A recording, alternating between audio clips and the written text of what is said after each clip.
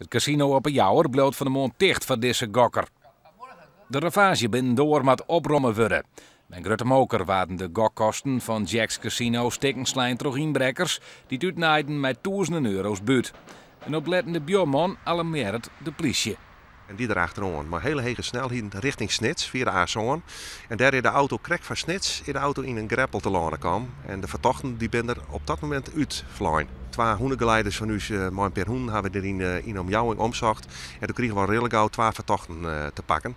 En we hier de auto en de buiterin te pakken. Het gaat om Noord-Afrikaanse malje uit de Ronestad. 24 en 28 jaar oud. Maar er waren nog meer handlangers die tochten haar slag te slaan op een betierde manje te moon op een Jouwer. Rende ben die uit het casino weggegaan en die ben in Jouwer ben die verdwenen. Die hebben we net weer gevonden.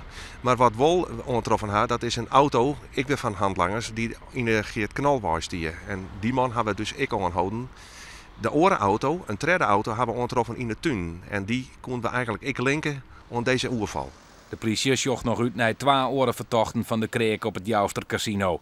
Haar signalementen stroog joen om bus- en taxichauffeurs en ik verspraat via Burgernet.